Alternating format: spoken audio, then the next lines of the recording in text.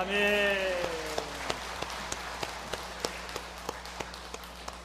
네, 우리 옆에 있는 분들 서로 인사합시다. 함께 예배하게 돼서 감사합니다. 반갑습니다. 한 주간 잘 지나셨죠? 예. 지난 17일 미국 찰스턴에서 최악의 총기 사건이 일어났다는 보도를 여러분도 들으셨을 겁니다. 백인 우월주의에 빠져있던 한 청년, 딜린 로프라고 하는 청년이 그 찰스턴에 있는 그 교회에서 수요일 성경 공부가 진행이 되고 있는데 거기에 앉아 있다가 말고 갑자기 총을 꺼내가지고 거기 교회 목사님 또 같이 성경 공부하던 분들 9명이 살해되는 엄청난 충격적인 사건이 찰스턴에서 발생을 했거든요. 그런데 그 사건 자체도 참 우리 모두에게 엄청난 충격이었지만은 그 다음에 그 사건을 통해서 또 하나의 뉴스가 나왔는데 그건 바로 그 청년을 재판하는 보석을 위한 재판석상에서 피해자들이 이 가해자에게 한마디씩 이렇게 얘기할 수 있는 기회가 주어졌대요. 그런데 그 피해자 유가족들이 다 하나같이 용서를 선언하고 이야기한, 그래서 모든 매스컴에서 이 이야기들을 함께 옮기게 됐거든요. 그 총격 현장에 있다가 사랑하는 아들을 잃고 자기는 죽은 척 하다가 살아난 분이 있어요. 그분이 샌더스라고 하는 분인데 이분이 이 법정에서 그런 얘기를 했어요. 내 몸 살점 하나하나가 다 아픕니다. 나는 예전처럼 살아가지 못할 겁니다. 하지만 하나님께서 당신에게 긍휼을 베푸시기를 기도하겠습니다. 정말 사랑하는 아들을 잃고 도저히 용서할 수 없지만은 내가 오늘 당신에게 긍휼이 임하도록 기도하겠다고 하는 한마디를 던졌죠. 또 다른 유족들도 울먹이면서 용서를 이야기했습니다. 어머니를 잃었던 콜리어라고 하는 분은 다시는 엄마에게 얘기할 수 없고 엄마를 안을 수도 없겠지만은 나는 당신을 용서합니다.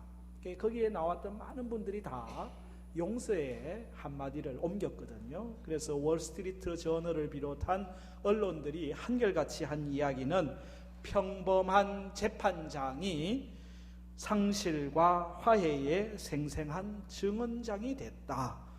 우리 언론에서도 찰스턴의 위대한 용서라고 하는 이름으로 대대적인 방송이 있었습니다. 미국뿐만 아니라 오늘 우리에게 큰 감동이 됐죠. 여러분 결코 쉽지 않잖아요. 우리 사랑하는 가족을 증오한 범죄자를 막 그냥 두지 말라고 아주 사형을 하라고 그렇게 소리를 쳐도 지금 아유 그래 그 심정 우리가 이해하지 라고 할 판인데 그 상황에서 긍휼을 기도하고 용서를 이야기한다고 하는 것은 이건 보통 일이 아닙니다. 남들이 선택하지 않는 선택을 이 찰스턴에 있는 사람들은 선택을 했다고 하는 것이죠. 최근 우리나라는 중동 호흡기 증후군 때문에 참 어려웠어요. 이제 조금 진정이 되어 가고 있습니다만은 병원, 학교 그리고 행사들이 폐쇄, 휴교, 취소되고 그러다 보니까 경기가 얼마나 안 좋은지 가게들마다 손님들이 없대요. 우리 교인들이 경영하는 가게들도 보니까 헤어샵 같은 데도 잘 손님들이 많이 줄었다고 그러더라고요. 가게들이 예전과 같지 않대요. 사람들이 모이는 곳에는 다 사람들이 안 오잖아요. 그래서 다들 힘들어 하는데 요즘 그 훈훈한 이야기가 하나 들리더라고요. 메르스 여파로 고통받고 있는 세입자들에게 월세를 좀 감해 주겠다고 하는 그런 이야기가 SNS나 뉴스에 막 이렇게 나왔어요. 지난 20일 청주에 용암동에 있는 5층짜리 건물에서 장사하는 한 그 가게 주인한테 휴대폰에 문자가 떠 왔는데 보니까 집주인이 보낸 문자예요. 집주인이 뭐라고 보냈느냐? 요즘 메르스 여파로 장사가 안 돼서 힘드시죠? 네. 사장님의 고통을 분담하겠습니다. 6월 한 달 월세는 반만 주십시오.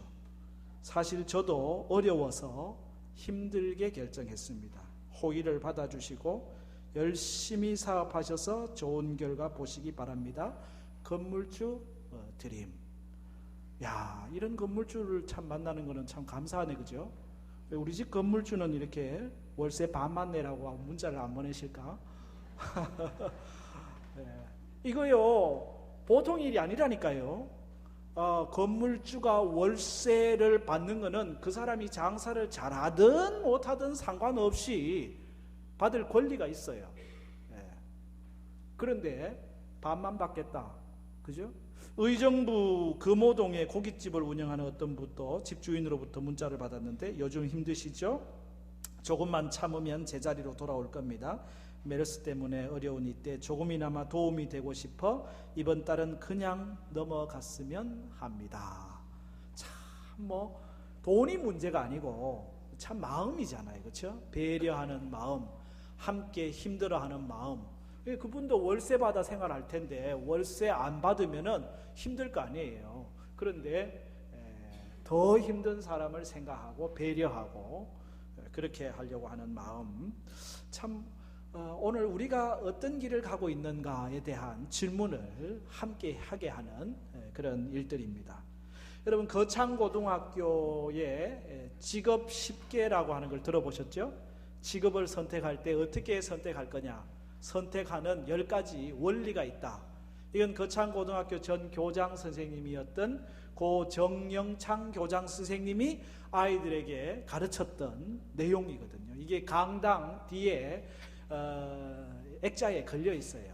그 10개를 보면 1번이 뭐냐면은 월급이 적은 쪽을 택해라. 처음부터 안 맞는 말씀 하신다, 그렇죠? 월급이 많은 쪽을 가야지 무슨 월급이 적은 쪽을 택해라. 이게 뭔가 좀 수상한 이야기입니다. 이것이 지금 고 정영창 교장 선생님이 학생들에게 가르쳤던 거예요. 월급 그거에다가 선택의 기준을 두지 말라는 거예요. 돈 여기에다가 너의 기준을 두고 직업을 선택하는 게 아니다. 그걸 얘기하는 거죠. 내가 원하는 곳이 아니라 나를 필요로 하는 곳을 가야 된다. 그것을 택해라. 그렇죠? 승진 조건이 거의 없는 곳을 택해라. 요즘은 승진 조건이 없으면 아예 이력서를 내밀지도 않는 그런 상황인데 너무 다른 이야기를 하고 있습니다. 조건이 갖추어진 곳이 아니라 황무지를 택해라. 앞다투어 모이는 곳에 가지 말고 아무도 가지 않는 곳을 가라. 장래상이 전혀 없는 곳으로 가라. 부러움의 대상이 아니라 존경받을 수 있는 사회적 존경 같은 것은 바라볼 수 없는 곳을 가라. 한가운데가 아니라 가장자리 변방으로 가라. 부모나 아내나 약혼자가 반대하면 틀림없다. 큰일 날 소리 하시네, 그죠? 그곳으로 가라. 근데 그곳으로 가라. 참 왕관이 아니라 단두대가 있는 데로 가라. 십자가가 있는 길을 가라. 이게 이 고 전영창 교장 선생님이 우리 학생들에게 가르쳤던 이야기입니다. 본인이 그렇게 사셨어요. 원래 이분이 어느 대학에 부총장으로 오라고 권유가 있었는데 그 부총장 권유를 마다하고 시골에 고등학교, 그때 당시만 해도 이건 뭐 아무것도 아닌 작은 고등학교입니다. 지금이야 거창고등학교가 거창해졌지.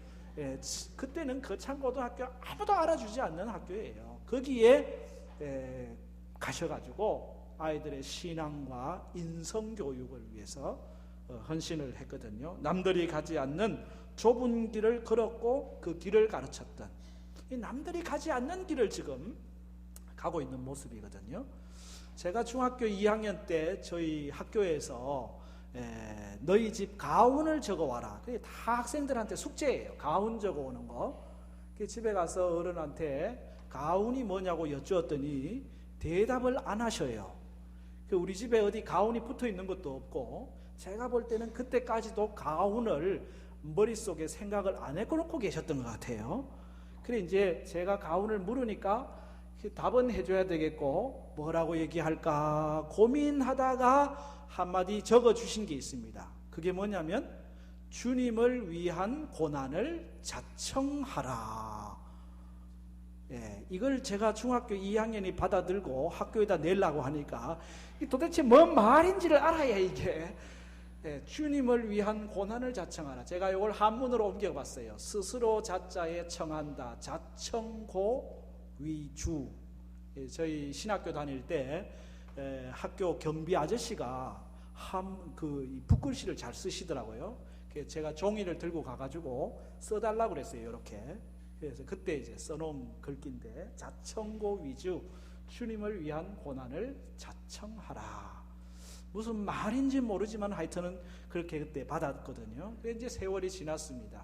저희 아버님이 지난 4년 전에 이제 은퇴를 하시는데, 은퇴하면서 은퇴 기념 책자를 하나 만들었어요. 책 제목을 뭘로 할까 하다가 주님을 위한 고난을 자청하라.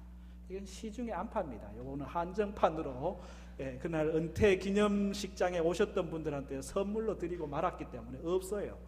주님을 위한 고난을 자청하라.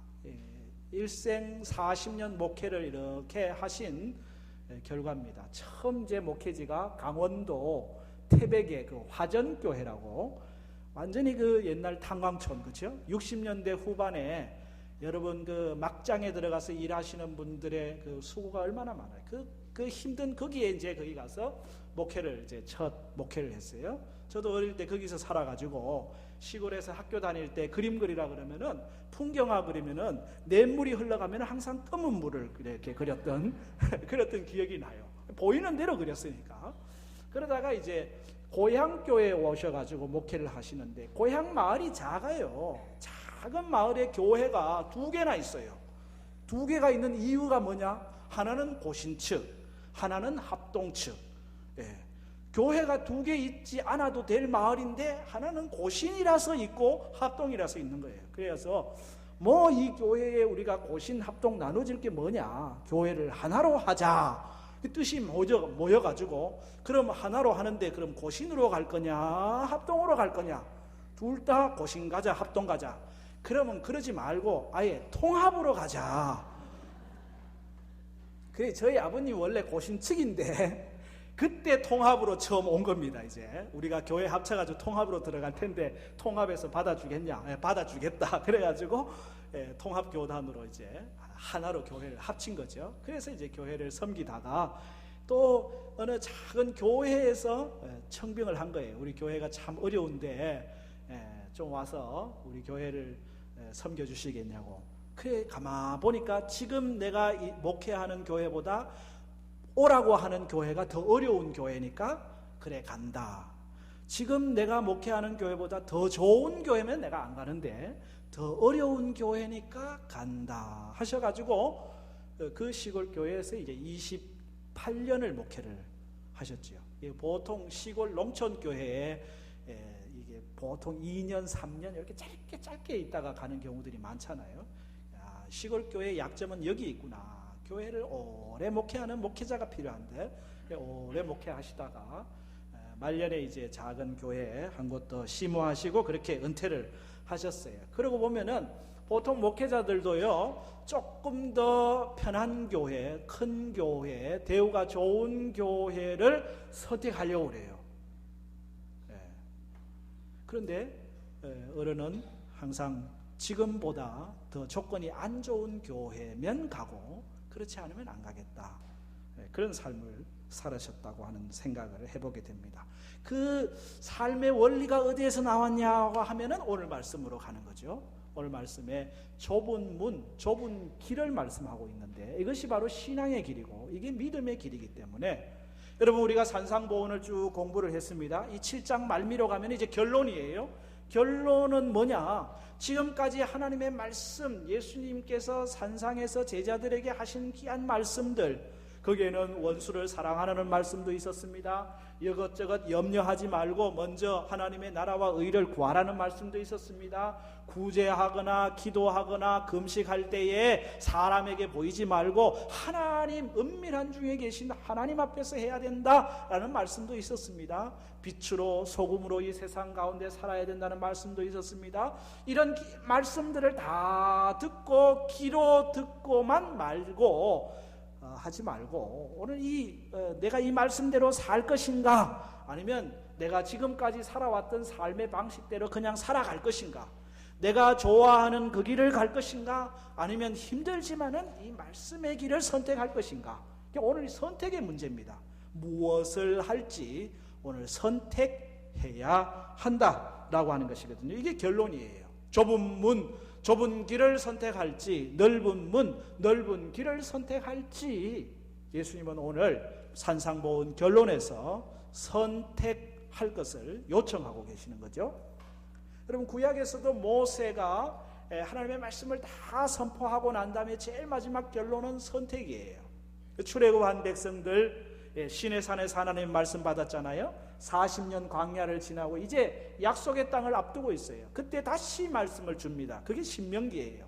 신명기의 신자는 새로울 신자도 아니고 매울 신자도 아닙니다. 신라면 신자도 아니고, 신자는 반복할 신자예요. 두 번째 하나님의 계명 신명기. 이 신명기의 말씀을 다 주고 그 백성들에게 마지막 선택할 것을 신명기 30장에서 쭉 말씀하시거든요.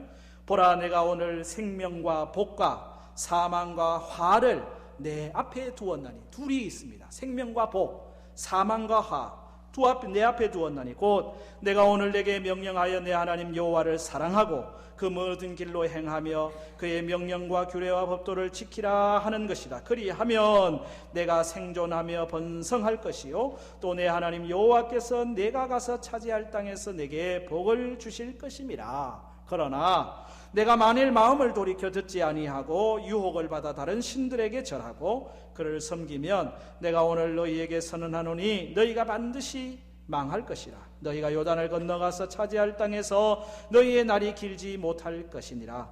내가 오늘 하늘과 땅을 불러 너희에게 증거를 삼노라. 내가 생명과 사망과 복과 저주를 내 앞에 두었은즉 너와 내 자손이 살기 위하여 뭘 택하고? 생명을 택하고 내 하나님 여호와를 사랑하고 그의 말씀을 청종하며 또 그를 의지하라. 그는 내 생명이시요 내 장수이시니 여호와께서 내 조상 아브라함과 이삭과 야곱에게 주리라 맹세하신 땅에 내가 거주하리라. 아멘. 생명과 복을 선택하라고 하는 거죠. 사망과 저주 그 길을 가지 말라고 하는 마지막 그 선택에 대한 말씀. 여호수아도 110세 그의 인생을 다 보내고 하나님께서 우리에게 주셨던 은혜들을 이야기하는 거죠. 우리가 요단을 건널 때 어떻게 건넜느냐, 우리가 여리고성을 무너뜨릴 때 어떻게 무너뜨렸느냐, 동쪽에 서쪽에 하나님이 주신 약속의 땅을 우리가 차지할 때 우리 민족을 하나님이 여기까지 인도하시던 모습이 어떤 은혜가 있었느냐 쭉 설명을 하고, 그리고 마지막 결론은 여호수아 24장에 그러므로 이제는 여호와를 경외하며 온전함과 진실함으로 그를 섬겨라.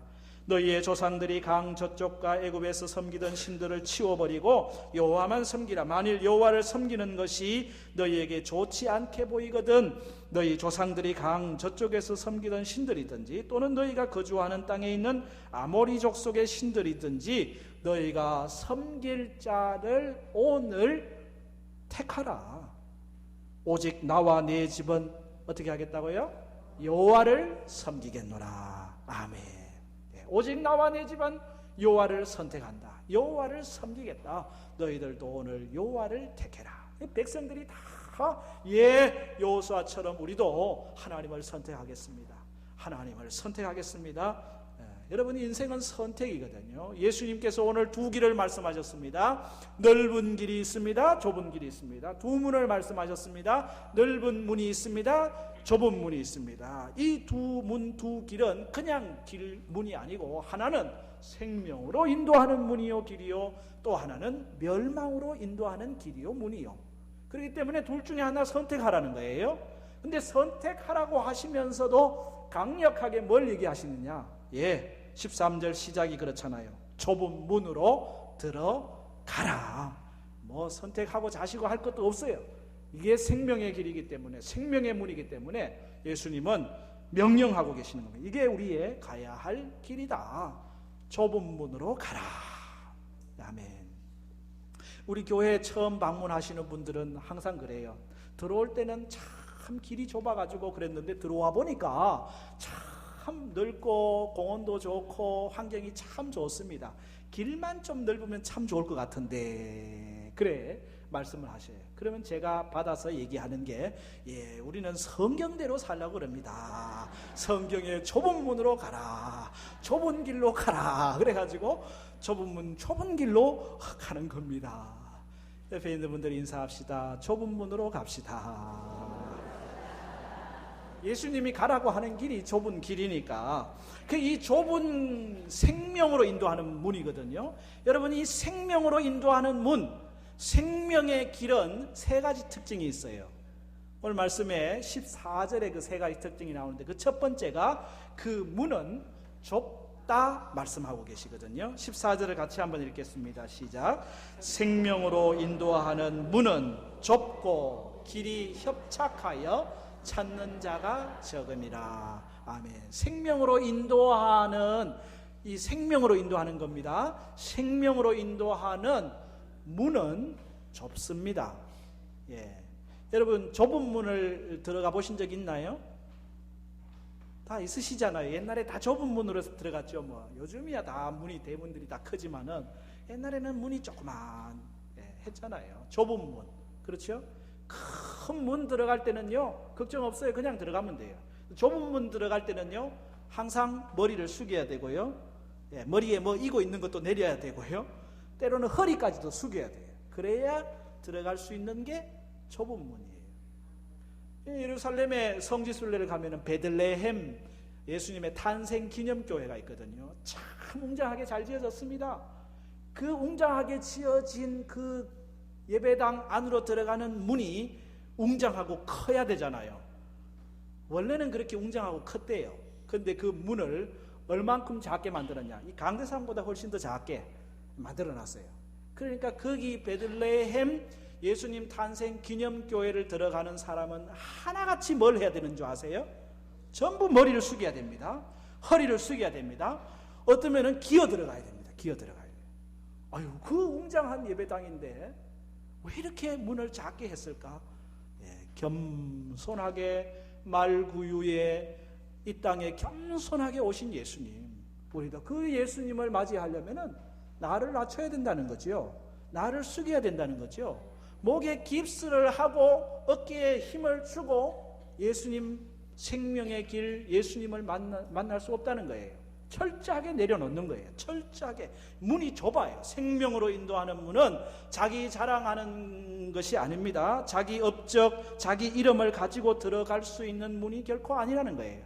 오직 예수님 때문에 내가 구원을 받습니다. 겸손한 마음으로, 회개하는 마음으로, 통회하는 마음으로 머리를 숙이고 머리 위에 뭐 간을 쓰고 멋있는 그런 것도 다 내려놓고 그거 가지고 들어갈 수 있는 게 아니에요. 겸손하게 엎드려 가지고 그렇게 들어가는, 생명으로 인도하는 문은 좁다, 좁은 문입니다. 신앙은 겸손이에요. 내가 자랑할 것이 없습니다. 자랑하려면 오직 예수님의 십자가밖에 자랑할 것이 없습니다. 하나님의 은혜만 자랑합니다. 예수님 가신 길이 그거잖아요. 나는 온유하고 겸손하니. 예수님이 가신 온유와 겸손의 길, 우리가 가야 될 길도 온유와 겸손의 길입니다. 이게 바로 예수님이 가신 길이거든요.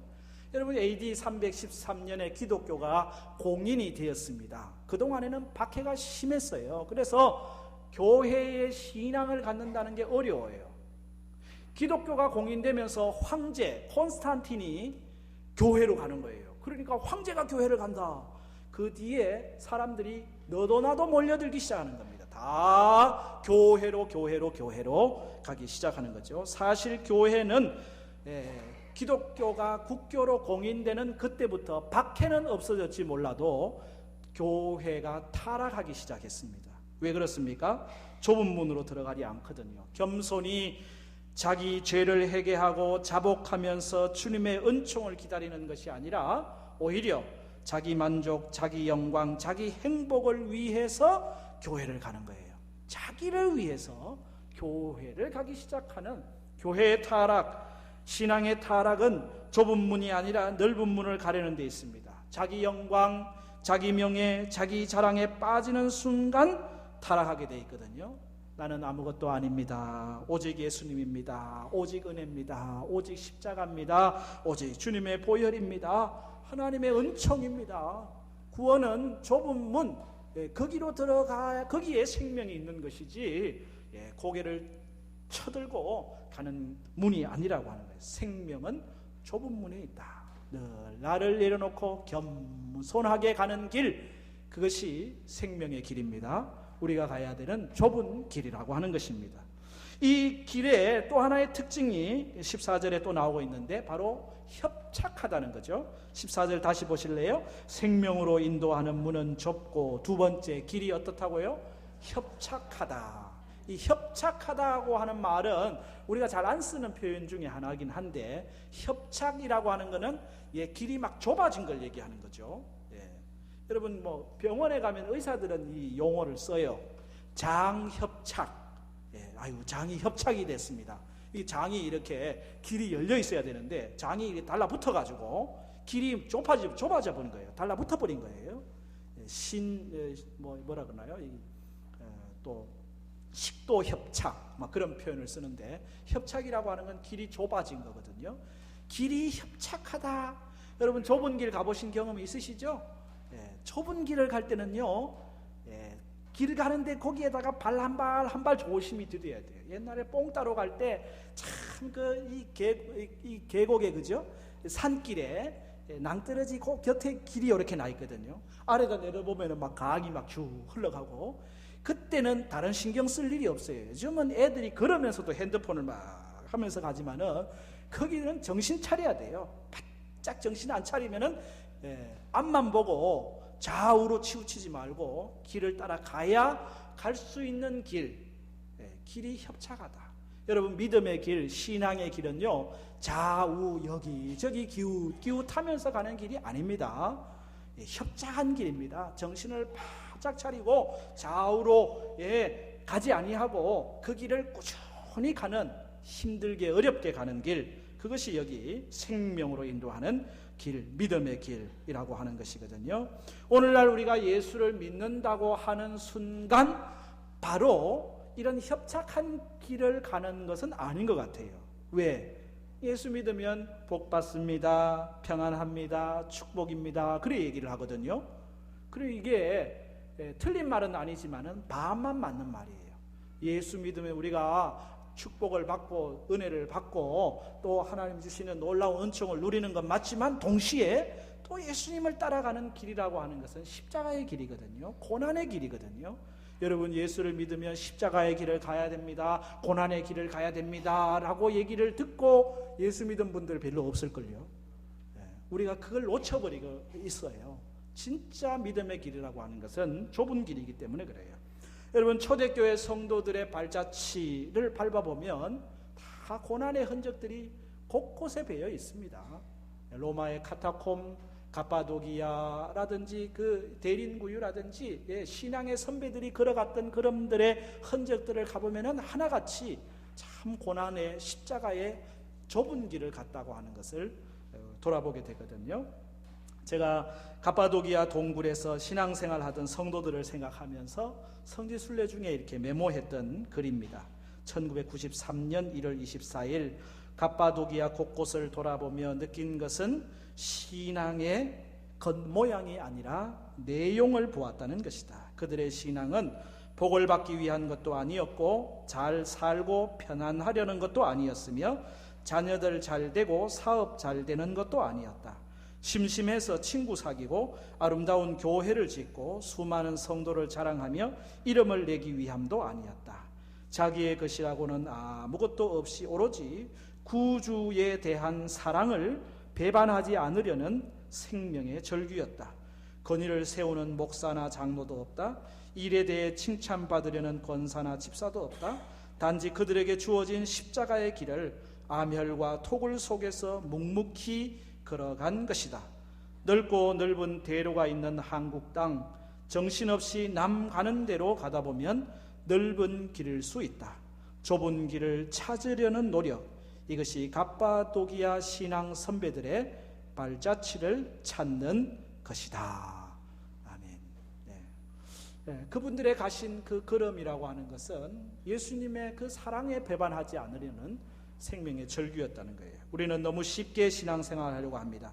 조그마한 고난이 오면 회피하고 힘들다고 내려놓고 어렵다고 돌아섭니다. 상처받았다고 숨어버리고 포기합니다. 십자가는 치려고 하질 않거든요. 초대교회는 예수를 믿겠다고 하는 순간, 그때부터 고난이에요. 예수를 믿겠다고 결단하는 순간 그때부터 십자가의 길이에요. 오늘 우리에게는 예수를 믿겠다고 하는 순간부터 고난이 있는 건 아니잖아요. 십자가가 있는 건 아니잖아요. 그러나 우리가 마음에 그런 각오가 필요합니다. 예수님께서 말씀하셨죠. 누가복음 9장 23절, 또 무리에게 이르시되 아무든지 나를 따라오려거든 자기를 부인하고 날마다 제 십자가를 지고 나를 따를 것이니라. 주님 가신 길이 십자가의 길이기에 십자가 지고 따르라는 거예요. 로마서 8장에 자녀이면 또한 상속자 곧 하나님의 상속자여 그리스도와 함께한 상속자니 우리가 그와 함께 영광을 받기 위하여 고난도 함께 받아야 할 것이니라. 아멘. 십자가의 길은 협착한 길, 좁은 길, 고난의 길. 그러나 그 십자가의 길을 간다고, 고난의 길을 간다고 인상 쓰고 갈 필요가 있나요? 아니요. 좁은 길을 걸으며 밤낮 기뻐하는 것 주의 영이 함께함이라. 예수 믿는 사람들이 고난의 십자가의 길을 선택하면서도 기뻐할 수 있는 것은 성령이 우리와 함께 하시기 때문에 주님이 십자가의 길을 가신 것처럼 오늘도 협착한 길, 이것이 생명의 길이기에 이 길을 우리도 함께 가겠습니다. 협착한 길을 선택할 수 있기를 바랍니다. 여기 세 번째 이 길의 특징을 이렇게 설명하고 있습니다. 찾는 자가 적다. 그렇죠? 14절 마지막에 생명으로 인도하는 문은 좁고 길이 협착하여 찾는 자가 적음이라. 이 생명의 길은요, 찾는 자가 적대요. 그러니까 사람이 많지 않잖아요. 때때로 고독합니다. 외롭습니다. 알아주지도 않습니다. 친구가 많지도 않습니다. 하지만 이 길은 주님이 동행하시는 길이고, 이 길은 주님이 친구 되어주시는 길이고, 이 길은 주님이 알아주시는 길이고, 이 길은 주님이 인정하시는 길입니다. 찾는 이가 적다. 뭔 얘기하는 겁니까? 이 좁은 문, 좁은 길은 찾아서 가는 길이라는 거예요. 그냥 가는 길이 아니에요. 찾아서 가는 길이에요. 어디가 좁은 길이지? 어디가 좁은 문이지? 어디가 힘든 길이지? 어디가 십자가의 길이지? 어디가 남들이 안 가려고 하는 어려운 길이지? 찾고 또 찾아서 가는 길, 그게 바로 생명의 길. 신앙의 선배들은요, 항상 그랬어요. 그 믿음으로 찾고 가는 거예요. 아브라함이 롯과 헤어질 때 너가 우하면 내가 좌하고 내가 좌하면 네가 우하고 네가 먼저 선택해라. 아니, 삼촌이 먼저 좋은 것 선택할 수 있잖아요. 그럼에도 불구하고 조카 롯에게 먼저 선택하도록 양보해요. 여러분, 에스더가 왕후의 자리에 계속 있으면 되거든요. 뭐 자기 동족이 어떻게 되든 상관없이. 그러나 내가 이 왕후의 자리를 잃어버리라도 죽으면 죽으리라 각오를 하고 왕에게 나아갔거든요. 모세가 자기 왕자의 자리 계속 있어도 누가 뭐라 그럴 사람 없어요. 그런데 자기 동족이 고통당하는 것을 보고 그냥 있을 수 없어 고통당하고 있는 동족에게로 내려갔던 것을 보잖아요. 다니엘의 세 친구가 영화를 선택할 수 있었습니다. 자기 그 영광을 선택할 수도 있었습니다. 이방인에게 이방신에게 절만 한번 하면 되니까요. 그러나 7배 뜨겁게 달궈진 그 풀무불을 선택하는 거예요. 왜? 그것이 생명의 길이니까 그 생명의 길을 선택한 겁니다. 바울은 오직 복음을 위해서 그 숱한 고난을 자청했거든요. 하나같이 다 십자가의 길, 고난의 길, 좁은 길은 갔던 사람들은요, 찾아갔던 사람들이지 우연히 갔더니 그 길이 좁은 길이었다, 우연히 갔더니 그것이 생명의 길이었다는 경우는 없어요. 항상 무엇을 선택할까 할 때 넓은 길을 선택하지 않고 좁은 길을 선택했다라고 하는 것입니다. 왜 그것이 가능합니까? 그들은 현재를 보는 사람들이 아니었거든요. 눈앞에 있는 것을 보는 것이 아니라 내일을 볼 줄 아는 사람, 이 땅만을 보는 것이 아니라 영원한 하나님의 나라를 보는 사람들은 그때는 좁은 길을 선택하는 거예요. 좁은 문을 선택하는 거예요. 그것이 생명의 길이고 생명의 문이기 때문에 그렇습니다. 여러분, 좁은 길, 힘들고 어려운 길이지만은 이 길이 바로 생명의 길입니다. 하늘의 밀알이 땅에 떨어지면은요, 죽어야 많은 열매를 맺는 자잖아요. 죽는 좁은 길, 거기에 생명의 역사가 일어나는 거거든요. 좁은 길은 찾아가는 길입니다. 남들이 가는 대로 가면은 100% 넓은 길입니다.